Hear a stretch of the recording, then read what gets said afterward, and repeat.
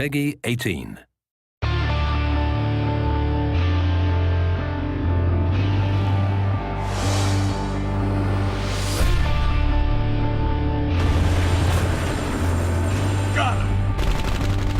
Spec Ops: The Line is a third-person military-themed shooter with a focus on a dark and mature narrative, which follows a squad of Delta Force operators into Dubai on a rescue mission.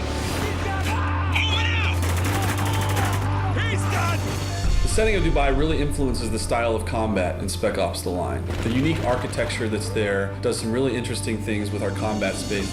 We draw a lot of inspiration of the way things were built there, like the scale is just really over the top. And as an art team, we use that to translate it into our game environment. So all the spacing is bigger, everything is a little bit more grand and spectacular. The city's been covered with millions of tons of sand. It really provides sort of a very new and fresh combat experience.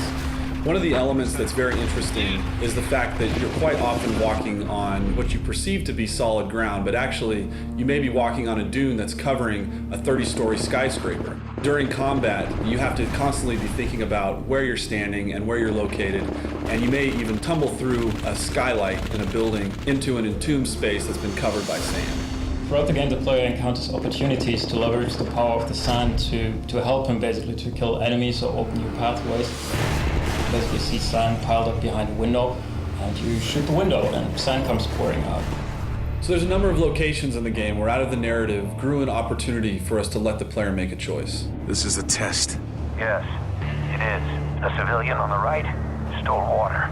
A capital offense.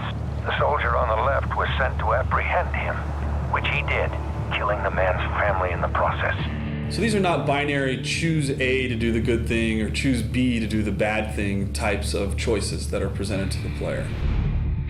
When you make a decision in the game, what we wanted to achieve is that you sit there and you really question your own moral and you question your own values. Wow.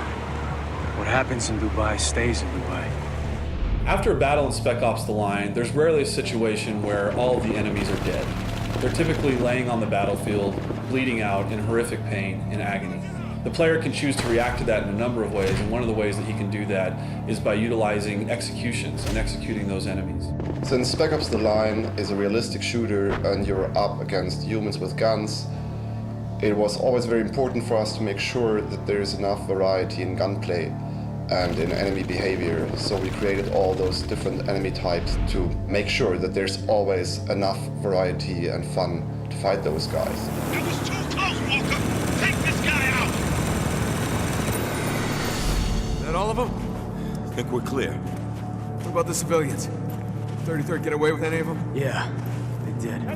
The campaign in Spec Ops: The Line is heavily influenced by the people who are left there in Dubai after sandstorms have ravaged the region. This element of survival in a combat scenario permeates into the gameplay itself. Many of the conflicts in the campaign actually had to do with those survivors and these elements of them trying to provide for their families and protect them from the situation that they found themselves in. This element of civilians being found in the middle of combat scenarios adds a lot of tension to the combats in Spec Ops: The Line. The CIA doesn't start when it can't finish. Well, now's the time to prove it, because I'm not telling you shit.